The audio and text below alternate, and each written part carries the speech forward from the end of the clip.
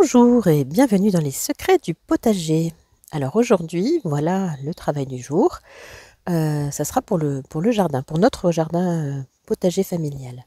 Donc vous avez à gauche des pois nains douce Provence que j'ai fait pré-germer à l'intérieur, à la lumière, mais à l'intérieur. Et donc là, je vais pouvoir les repiquer en pleine terre.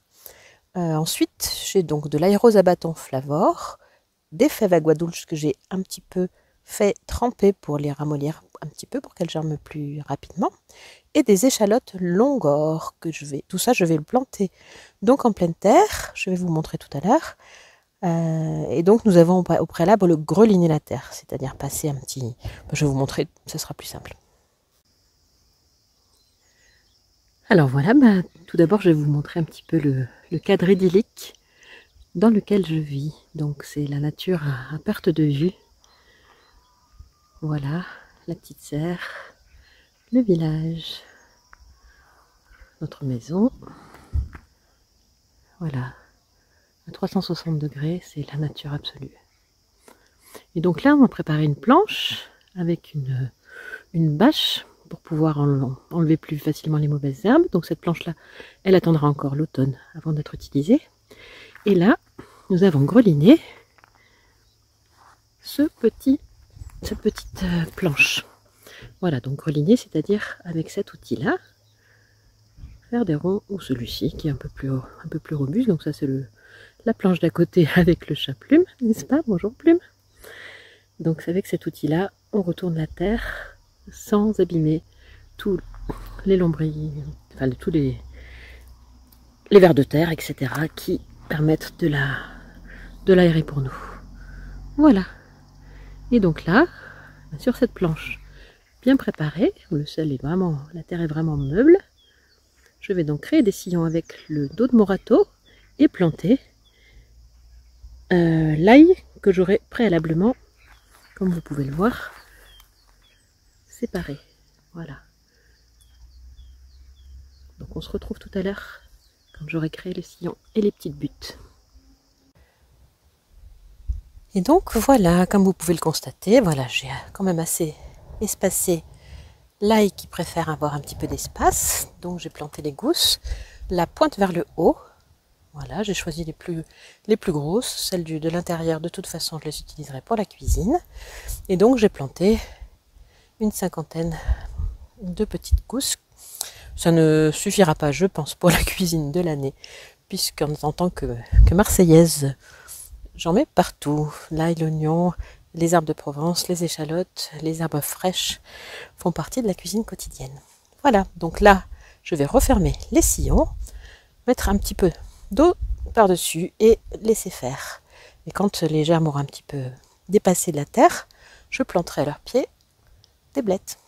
Et les petites gousses qu'il me reste, je vais les planter au pied des fraisiers et des framboisiers, puisque ce sont des plantes compagnes qui s'apprécient. Voilà, donc je vous montrerai l'état final de la butte. Et ensuite, nous irons planter les échalotes. Et voilà, ma petite planche d'ail est prête. Donc comme vous voyez, j'ai mis la petite étiquette juste au pied pour me souvenir. Voilà. Si vous habitez dans une région où il pleut beaucoup, ce qui n'est pas notre cas, je vous conseille de faire des petites buttes et de planter au contraire les gousses d'ail sur les buttes pour éviter qu'elles stagnent dans l'humidité. Voilà, donc nos petites gousses d'ail sont là-bas. Et là, j'ai préparé de la même façon la planche pour planter les échalotes. Et alors, comme vous pouvez le voir, ici, j'ai retrouvé une poire de terre, puisqu'en fait, les Aliacées ne sont pas très gourmands, ils n'ont pas besoin d'une terre riche, et donc je les fais suivre en général à des plantations de pommes de terre, ou de poires de terre, ou de choses beaucoup plus gourmandes. Donc je vais refermer mes buttes, et passer un petit coup d'arrosoir. Alors voilà, donc après les échalotes et l'ail, je me suis dirigée vers les petits fraisiers, très abondants et très généreux, qu'on a plantés il y a 3 ans. J'ai planté une dizaine de pieds, et voilà, c'est un parterre qui doit faire, une planche qui doit faire 2 mètres, comme vous voyez. Et donc je plante des gousses d'ail, j'ai planté des oignons perpétuels aussi, qui sont en train de sortir ici. Voilà, un poireau perpétuel aussi. Et l'avantage des fraisiers, c'est que c'est très résistant bien sûr et que année après année, chaque petit stolon en fait fait que le parterre se développe. Et donc je les déplace et je les mets au pied des arbres. J'adore les fraises et c'est vrai que c'est tellement agréable. Et donc je vais planter les gousses d'ail qu'il me reste au milieu de ces fraisiers après avoir passé un petit coup de griffe. Comme vous voyez, ça c'est la griffe, voilà, pour aérer un petit peu la terre. Et donc là, voilà, le paillage, c'est la paille des poules en fait. On a 2 poules et un coq. Et donc c'est le paillage des poules pour enrichir la terre. Et voilà, en me dirigeant donc vers les planches pour les petits pois et les fèves, je ne pouvais pas ne pas vous montrer ce parterre printanier. Voilà, magnifique. Même les soucis sont en fleurs au milieu de mes oseilles. Et là, les jonquilles ne vont pas tarder. Et ça, c'est le magnifique chou de Banton qui fleurit déjà. Vous pouvez le voir. Ça, c'est le chou perpétuel. Magnifique. Le romarin. Celui-là n'est pas encore en fleurs. Et un autre chou. Là, il y a 2 plants de chou de Banton plantés il y a 2 ans. Comme vous pouvez le voir, c'est l'abondance dans la nature.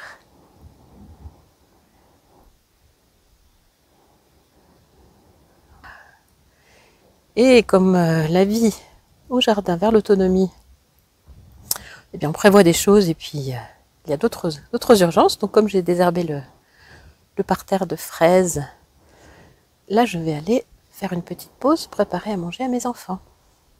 Puisque j'ai la chance d'avoir mon Quentin avec moi pour les vacances. À tout à l'heure. Au passage, l'autre plant de romarin qui est devant une fenêtre, devant la fenêtre du jardin d'hiver où il y a les petites pousses. Et donc cet autre romarin, comme vous pouvez le voir, est vraiment bien en fleurs et régale les pollinisateurs.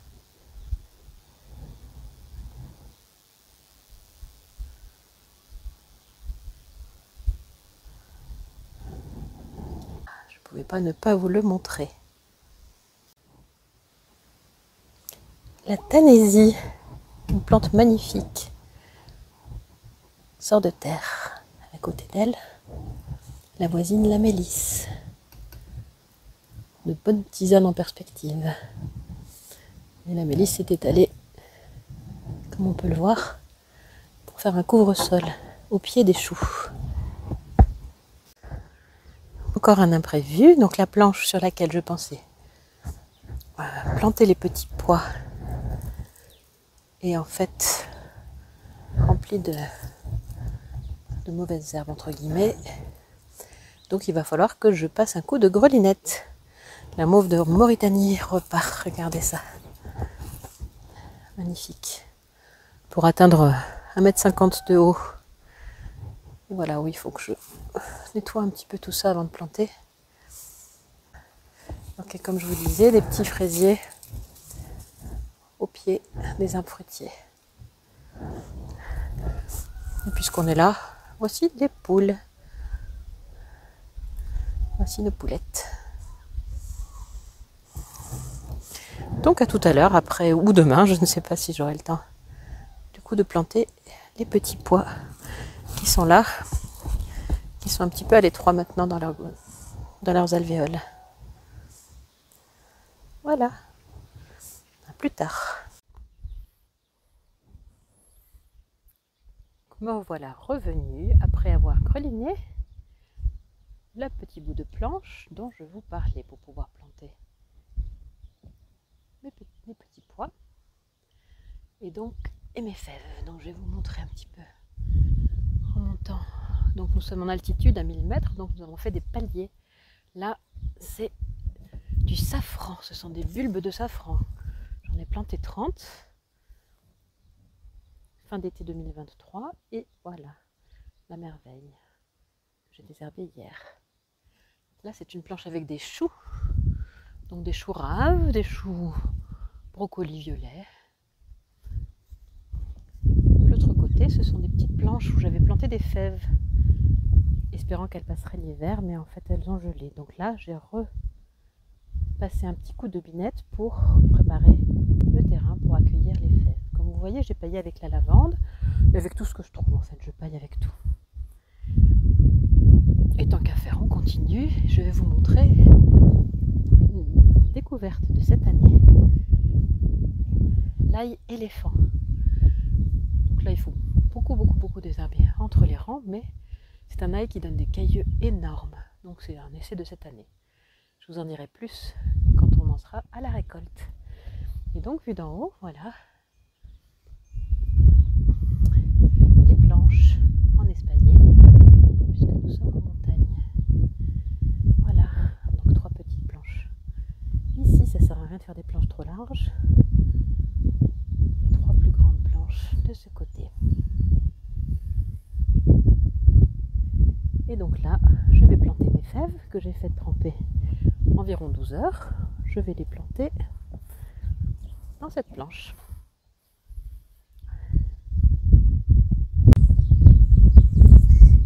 Et voilà donc les petits pois douce Provence implantés sur la planche. Donc en fait, je les ai fait pré-germer par poquet, c'est-à-dire 2 ou 3 petites graines dans des alvéoles de ce type. Et ensuite, une fois qu'ils sont bien germés, il n'y a plus qu'à les démouler, regardez. Il n'y a plus qu'à démouler le petit plant et lui préparer un bon terrain. Donc voilà pour la journée. Mais je vous souhaite un bon jardinage et une bonne autonomie. J'espère que cette vidéo vous aura plu. Si c'est le cas, n'hésitez pas à mettre un pouce en l'air et à vous abonner à cette chaîne YouTube. Vous pouvez aussi visionner les sites, donc mes sites, le site de la pépinière plantegourmande.com ou le blog d'accompagnement vers plus d'autonomie, lessecretsdupotager.com avec un petit tiré du 6 entre chaque. À très bientôt, j'espère.